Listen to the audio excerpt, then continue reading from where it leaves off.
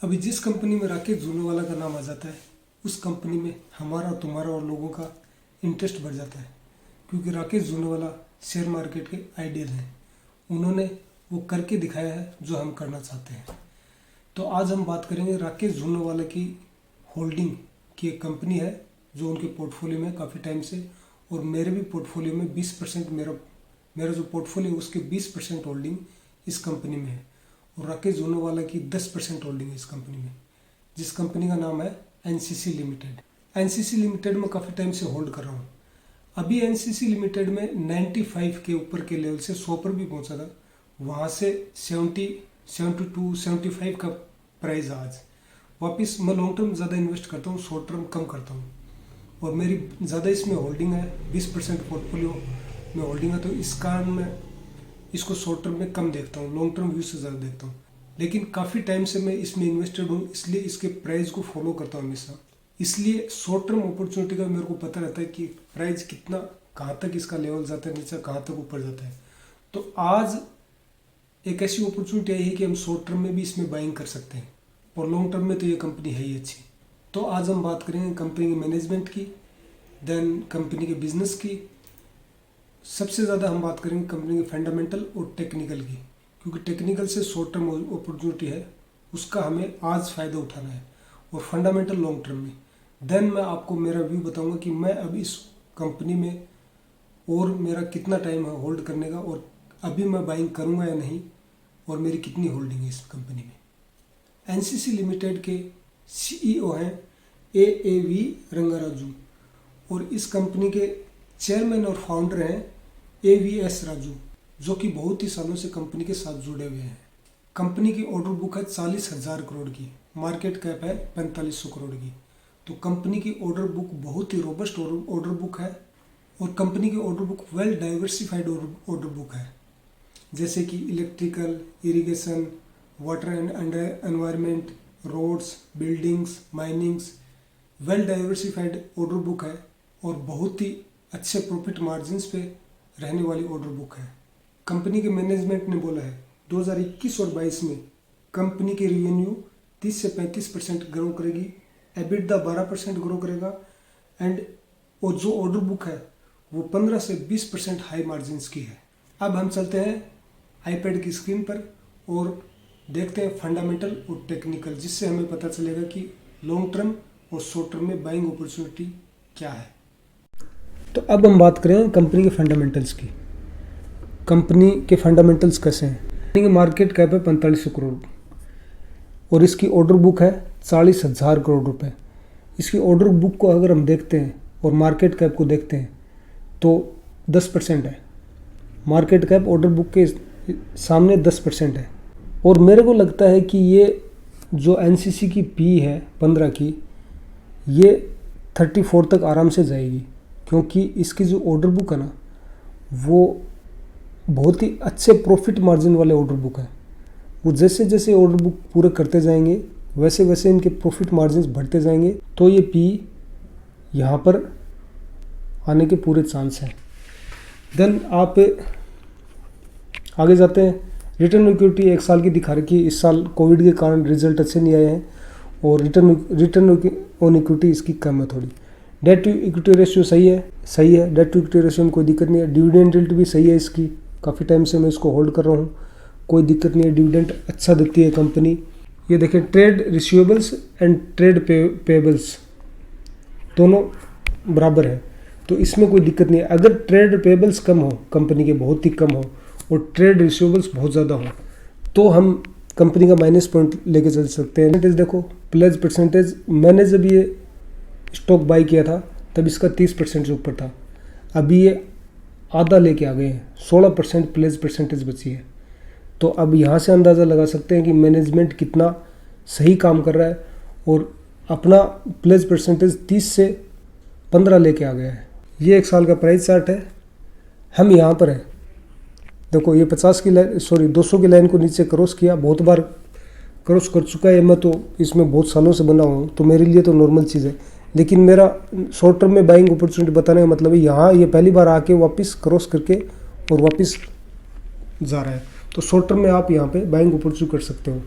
और long term मंदी वाला इसमें टाइम नहीं है। जब ये लाइन 50 की 200 क्रॉस करती है तब हम देखते हैं। फिर भी और भी टेक्निकल्स देखे जाते हैं, अगर शेयर को सेल करना हो तो और भी टेक्निकल देखे जाते हैं, लेकिन शॉर्ट टर्म में हम इसको बाई कर सकते हैं। ये क्वार्टरली रिजल्ट आ गए। सेल्स ग्रोथ देखें, सेल्स ग्रोथ यहाँ आके कम हो गई थी कंपनी की, देखो वापस यहाँ से वापस बढ़ना शुरू किया है सेल्स ग्रोथ ने, कंपनी की ने ऑर्डर बुक अभी वापस एग्जीक्यूट करने शुरू किए।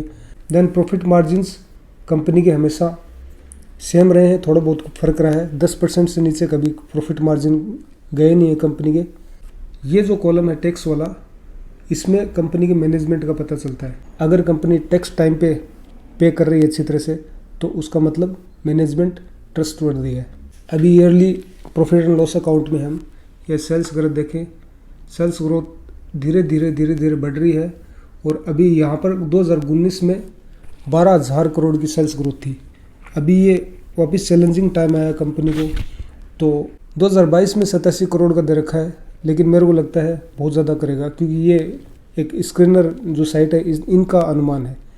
मैं मेरा अनुमान बताता हूँ कि इसमें बहुत ज़्यादा मेरे को लगता है कि और 10,000 तक सेल्स ग्रोथ कर सकता है।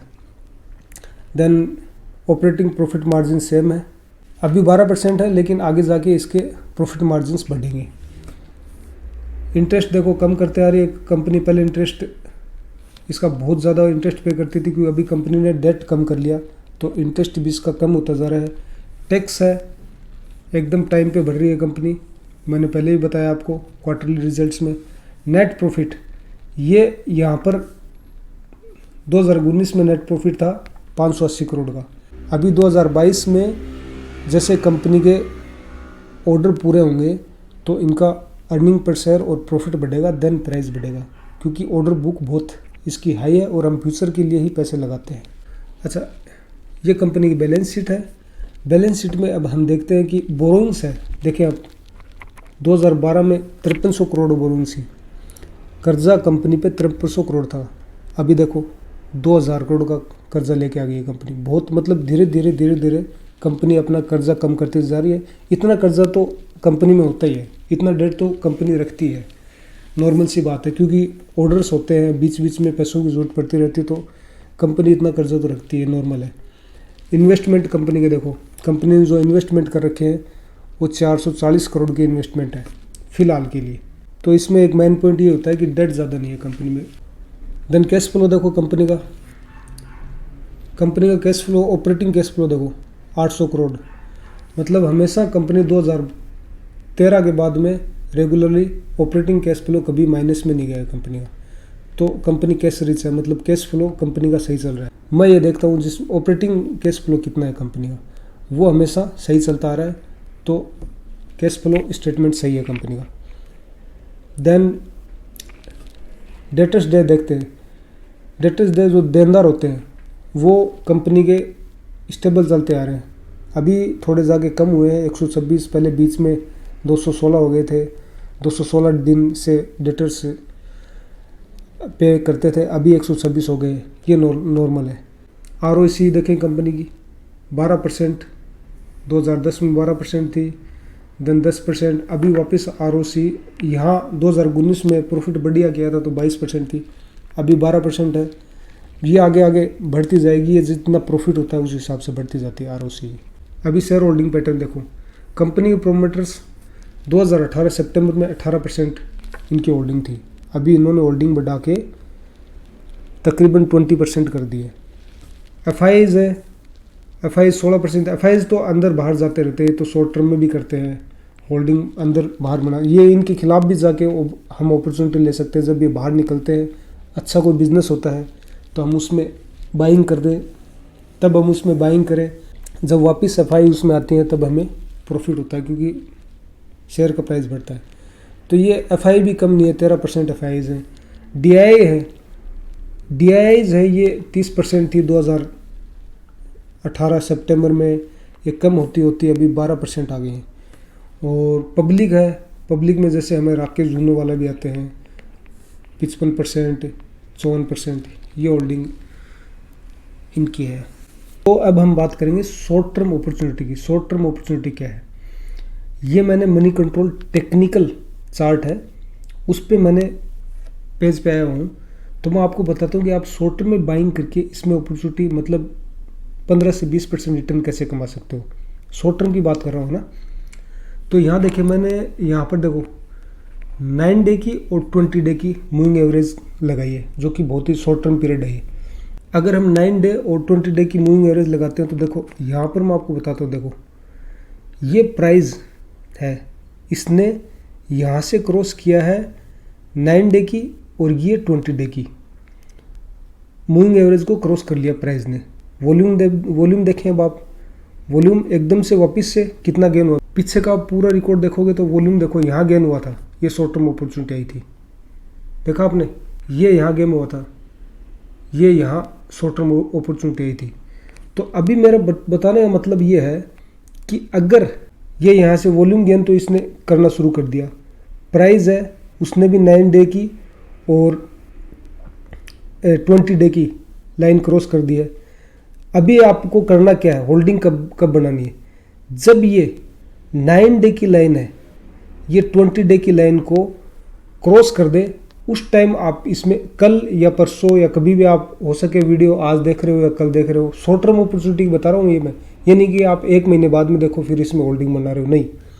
ये अगर आप आज या कल या 1-2 दिन में कभी भी ये हो सकता है नीचे आ जाए, लेकिन ये जब भी ये लाइन क्रॉस करे 9 डे की 20 डे को क्रॉस करे और ये वॉल्यूम के साथ ये प्राइस ऊपर जाए, तो इसमें आप शॉर्ट टर्म में बाइंग कर सकते हो। और शॉर्ट टर्म में आप आराम से, ये 75 का प्राइस है, 75 का, आराम से 95 100 तक भी जा सकते, क्योंकि मैं इसको काफ़ी सालों से होल्ड कर रखा हूँ और मेरे को पता है इसका ये शॉर्ट टर्म मोमेंट है ना, ऐसे ही जाता है। तो आप इसमें ये टेक्निक अपना के शॉर्ट टर्म बाइंग कर सकते हैं। अब आपने देखा कि शॉर्ट टर्म में बाइंग अपॉर्चुनिटी है, आपको डिसाइड करना है, अपने सलाहकार से पूछना है कि इसको बाइंग करना चाहिए या नहीं करना चाहिए, वो आपको डिसाइड करना है। मैंने ये वीडियो स्टडी पर्पज से बनाया और काफ़ी टाइम से इसमें होल्डिंग कर रहा हूँ, तो आप लोगों की हेल्प के लिए बनाया है। मैं एनसीसी कंपनी को लॉन्ग टर्म होल्ड करूँगा, और अभी जबकि मेरे पोर्टफोलियो में बहुत बड़ी बाइंग है, बहुत बड़ी क्वांटिटी में मैंने इसको ले रखा है, तो अभी मैं इसमें बाइंग नहीं करूँगा, क्योंकि थोड़ी सी क्वांटिटी से अगर मैं बाइंग करूँगा तो मेरे एवरेज में कोई फ़र्क नहीं आएगा, इसलिए मैं अभी इसको बाइंग नहीं करूँगा। मैं इसको लॉन्ग टर्म के लिए होल्ड रखूँगा कंपनी को। आपको अगर वीडियो अच्छा लगा हो तो लाइक करें, शेयर करें, सब्सक्राइब करें। अगर आप शेयर मार्केट, क्रिप्टो करेंसी में इंटरेस्टेड हैं तो मेरा चैनल सब्सक्राइब करें। मैं क्रिप्टो करेंसी और शेयर मार्केट से रिलेटेड वीडियो हमेशा अपलोड करता रहूँगा। Thank you, take care.